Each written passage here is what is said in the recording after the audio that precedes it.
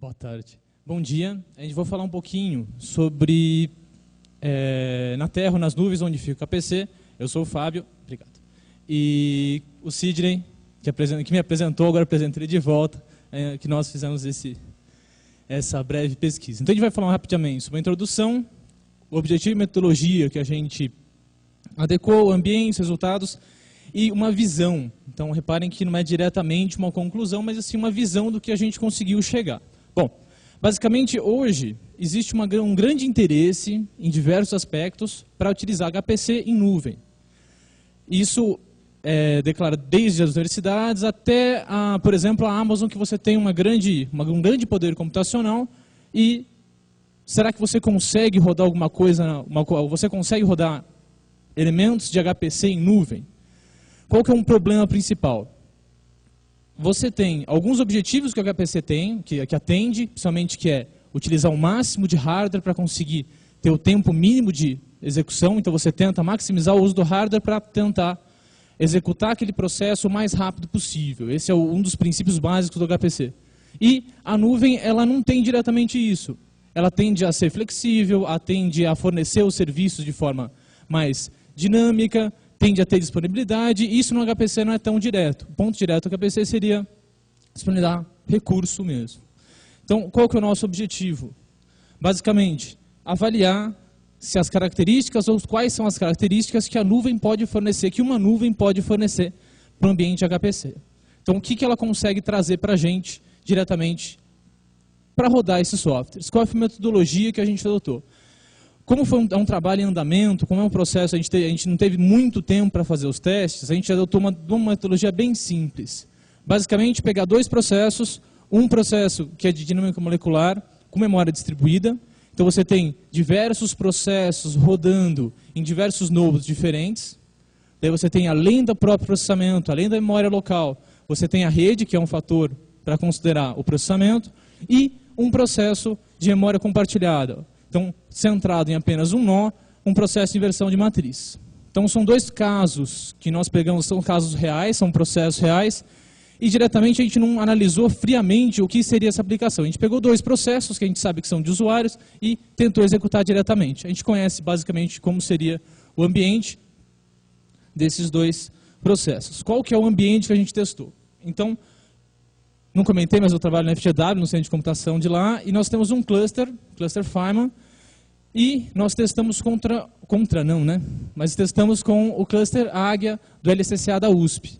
Então são dois clusters, o cluster Águia é um cluster ligado diretamente à nuvem, então é um cluster modelado na nuvem, e o interessante aqui é que existem grandes diferenças, né? Um ponto interessante aqui, a gente tem um Xeon de basicamente o mesmo clock, mas gerações diferentes.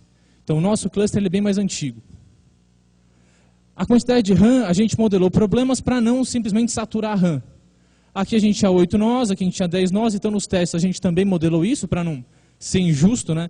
O ambiente é diferente, então não adianta a gente testar coisas extremamente diferentes.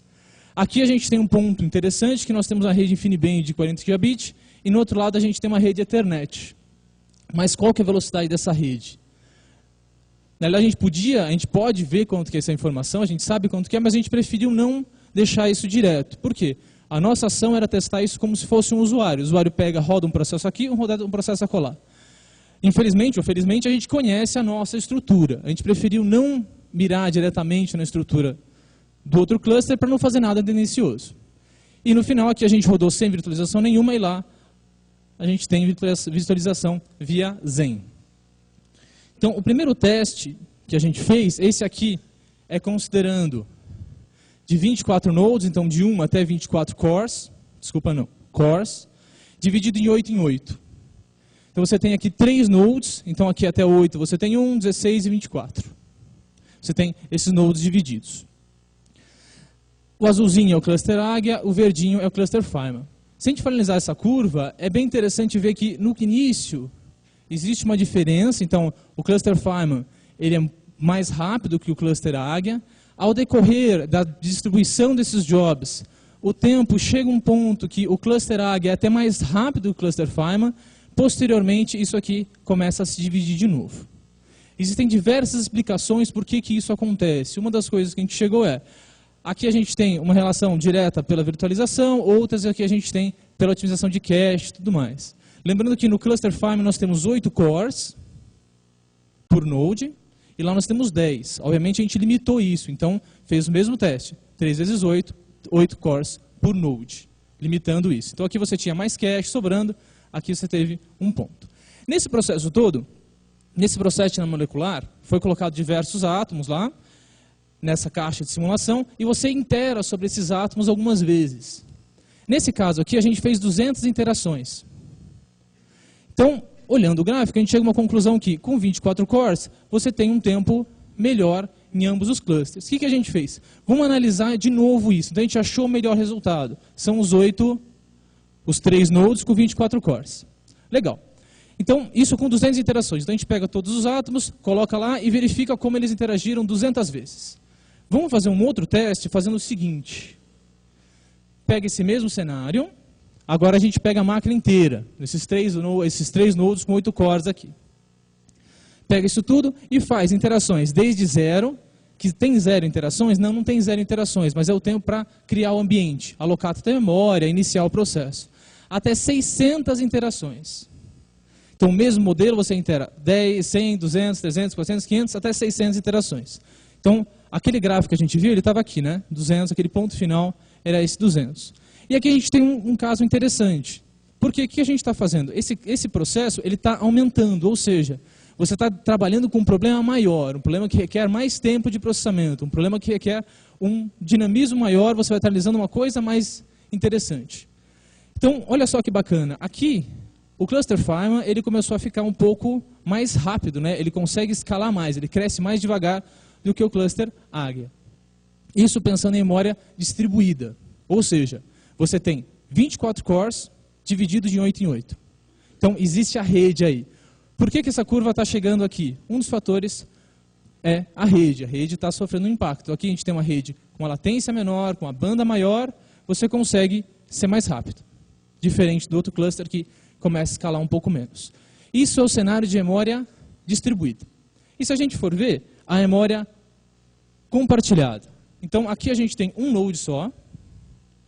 Esse processo aqui não é mais dinâmico-molecular, é simplesmente a inversão de diversas matrizes. Ah, mas é um benchmark? Não é um benchmark, é uma aplicação de usuário. Então, a gente pegou um programa de usuário que faz isso e testamos. Então, de novo, aqui a gente tem com 1 core até 8 cores, todos na mesma máquina. E aqui a gente tem um gapzinho que vai seguindo. Ah, mas por que não continuou? Porque daí não tem como comparar. O nosso cluster tem 8 nodes, tem 8 cores por node, o outro cluster tem 10. Então a gente tem que balizar isso, tem que verificar essas diferenças. Então aqui a gente tem o tempo, ele vai seguindo, e aqui no final, no último teste, o cluster Águia é um pouco mais lento que o cluster Feynman. Vendo isso, o que a gente tem em relação, o que a gente consegue chegar diretamente? Então, como foram feitos poucos testes, a gente não conseguiu o acesso a todos esses elementos, demorou um pouco, demorou um pouco, então a gente não teve muito tempo para fazer os testes, a gente teve que modelar isso um pouco, então a gente não chegou numa conclusão, num fato, olha, um é melhor, o outro é pior. A gente tem uma visão agora um pouco mais específica do que a gente pode trabalhar. Então a primeira visão que a gente consegue ver é, o ambiente virtualizado, o ambiente de nuvem, ele tem um overhead. Não adianta, a virtualização, entre todos os outros aspectos que a nuvem provê, ele causa um overhead para HPC, que HPC normal não tem. Um outro ponto, as aplicações que dependem de comunicação, elas vão sofrer um pouco mais. Por quê? Normalmente a rede você vai ter lá 1 gigabit, 10 gigabits. Tudo bem, a relação de banda é uma coisa, mas aqui a gente tem que também levar em conta a latência que essa rede vai prover. A InfiniBand tem uma latência muito pequena, diretamente para isso, para conseguir trocar as mensagens de uma forma mais direta para não causar atraso. Dá para usar diretamente HPC na nuvem? É possível. Só que tem que analisar a aplicação. Você tem que entender diretamente como que é essa aplicação, entender o que ela depende, o que ela não depende, como que ela deve se comportar para ver se ela se encaixa no ambiente de nuvem ou não.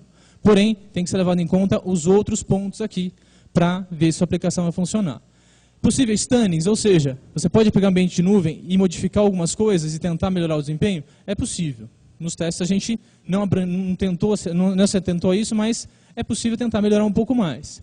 E aqui o uso no ambiente híbrido. Não é a questão de um ambiente híbrido de memória compartilhada e distribuída ao mesmo tempo.